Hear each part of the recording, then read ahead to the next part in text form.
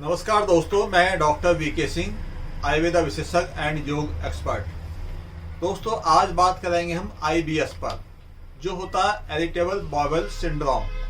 ये बीमारी हमारी आंतों में होती है और ये आईबीएस होने के बहुत सारे कारण होते हैं। एक तो दोस्तों हमारा खान पीन, हम एसिडिक चीज़ें ज़्यादा लेते हैं या लंबे समय से हमको एसिडिटी की दिक्कत होती है और उसके कारण हम उस पर ध्यान नहीं देते, इग्नोर करते रहते हैं एसिडिटी को, तो आगे जाके आपको आंतों में सूजन हो जाती है, आंतों में मरोड़ हो जाती है, आंतों में दर्द होता है और साथ में आपको कहीं दर्द या पतले दस्त बार बार आते हैं दिन में कई बार खाना खाने के बाद।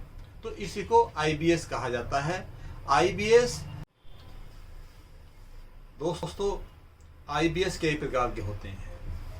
किसी को आईबीएस में कब्ज की दिक्कत होती है, किसी को आईबीएस में डायरिया होता है, दस्त होता है। आपने कुछ खाना खाया तुरंत आप लैट्रिन जाना जाएंगे, ऐसा लगेगा कि मलोड़ से होगी, हमें मोशन जाना पड़ेगा। एक आईबीएस है। एक होगी आईबीएस कब्ज की दिक्कत होती है, पेट साफ होता ही नहीं, उसमें कब्ज की दवाई लेनी पड़ती है। कुछ लोगों को पता ही नहीं कि मुझे आईबीएस है क्या है, कुछ लोगों को पता नहीं चलता, उनको आगे जाके बहुत लंबे समय से कब्ज की दिक्कत होती है या आंतों में मरोड़ रहती है या सूजन होती है या पेट में दर्द होता है। जब जाके आप डॉक्टर के पास जाते हैं तब उनको पता चलता है। डॉक्टर एक अल्ट्रासाउंड को आते हैं, फिर चेकअप को आते हैं, फिर देखते हैं भाई आपको तो आईबीएस है, इरिटेबल बाउल सिंड्रोम है आपको। तो ये एक ऐसी बीमारी है तो जिनको पता ही चलता है वो पेट के चक्कर में रहते हैं, गैस बन गई, गैस की गोली खा ली, आईबीएस है, इरिटेबल बाउल सिंड्रोम है आपको।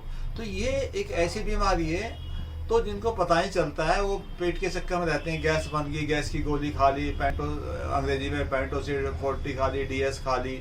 तो ये है। कभी कभी क्या इसमें उल्टी आने का मन भी करता है। आईबीएस में उल्टी मरोड़ तो होती है, उल्टी से आने का मन करेगा, एसिड बन जाएगा ज़्यादा, एसिड भी कभी कभी मुंह के साथ आ जाता है। तो ये बीमारी ऐसी है, लोग एसिड समझते हैं या गैस की प्रॉब्लम समझते हैं। तो दोस्तों इसको आप जो नहीं बिल्कुल इग्नोर है ना, आईबीएस भी हो सकता है आपको। अगर आपको लंबे समय से कब्ज की दिक्कत है या आपको लंबे समय से पेट में मरोड़ हो रही है या आपको पेट में दर्द हो रहा है या आपको बार बार मोशन जाना पड़ता है, दस्त जाना पड़ता है, तो दोस्तों ये एक आईबीएस डिजीज है, वो बड़ी आंत में होती है। हम इसलिए बता रहे हैं कि वो बड़ी आंत में होती है क्योंकि लोगों को पता नहीं है कि आईबीएस कौन सी आंत में होती है, छोटी में, बड़ी में। ये बड़ी आंत की बीमारी है, कॉलोन है। और ये कॉलोन में क्या होता है कि बड़ी आंत होती है, उसमें ही कॉम्प्लिकेशन होते हैं इस आईबीएस के। उसमें क्या होता है, जैसे आईबीएस होगी उसमें स्वेलिंग, सूजन हो जाएगी, मरोड़ हो जाएगी या कोई जैसे दर्द हो जाएगा, या आपको जैसे कोलाइटिस होगी उसमें जख्म बन जाते हैं, अल्सर हो जाता है। तो ये इस वजह से होता है। वो होता है सारा का एसिडिटी की। इसका आयुर्वेद में बहुत ही अच्छा ट्रीटमेंट है और इसका मॉडर्न में कोई खास ट्रीटमेंट नहीं है। वो आपको दस्त की दवाई देंगे, वो भी एंटीबैक्टीरियल एंटीबायोटिक, उससे आप जितना खाएंगे ठीक हो जाएंगे, लेकिन फिर उसके बाद फिर दोबारा हो जाएगा। लेकिन इसको ठीक करना है आपको।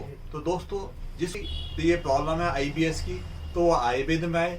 आयुर्वेद में बहुत अच्छा ट्रीटमेंट है, मैंने पहले बोला, वो जैन आयुर्वेदा में आएंगे तो यहाँ पे एक कॉम्बिनेशन है, पूरा का पूरा बहुत सारी औषधि है। क्योंकि एक जैन आयुर्वेदा एक छोटी वो नहीं है, एक ये मेडिकल स्टोर है, इसमें हर कंपनी की दवाइयाँ, अच्छी अच्छी औषधि होती है और हम उनको औषधियों का पूरा योग बना कर देते हैं। ये नहीं कि एक डॉक्टर के पास जाते हो, आयुर्वेदिक डॉक्टर बहुत बैठे हैं मार्केट में, बहुत सारे को टीवी पे आते हैं, तो इस टाइप से जो मेडिसिन दी जाती है उन्होंने तो एक आपको सेट बना दिया आईबीएस का, भाई इसको देना है। तो आपका कौन सा दोष बढ़ा हुआ है, वात बढ़ा हुआ है, पित्त के कारण हुआ है, कफ के दोष के कारण आपको आईबीएस की दिक्कत हुई है, तो इसमें पेशेंट की नाड़ी परीक्षण करके हम उसका चेकअप करते हैं, तभी उसके अनुसार ही योग बनाया जाता है। जब तक आपके दोषों की जो बैलेंस नहीं होगा, दोषों पर चिकित्सा नहीं होगी, तो आप ठीक नहीं हो सकते हो।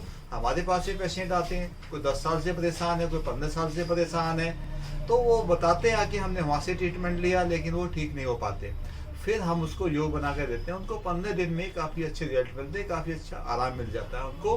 तो दोस्तों जिसको भी आईबीएस की दिक्कत है वो निराश ना हो। एक मैं घर के लिए उपाय बता देता हूँ आपको क्या करना है। सबके घर में जीरा है, धनिया है, सौंफ है और अजवाइन हो।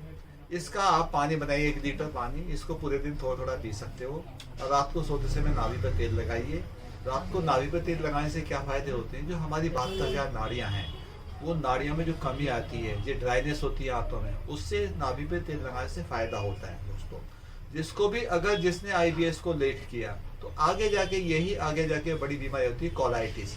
फिर कोलाइटिस होता है, आंतों में बहुत ज़्यादा सूजन और बढ़ जाती है, आंतों में सिकुड़न हो जाती है, उसकी मांसपेशियों में सिकुड़न बढ़ जाती है।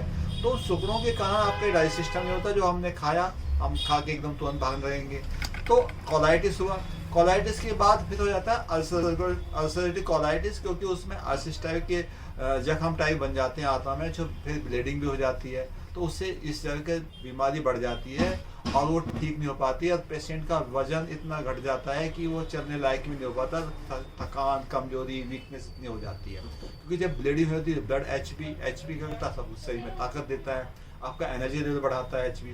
जब वो ही कम हो जाएगा तो एनर्जी कहाँ से बचेगी आपको। तो इस रोग को इंतजार ना करें कि हम ये खा रहे हैं, कोई मेडिकल स्टोर से दवाई लिए दस्त बंद करने की, बिल्कुल देर ना करें।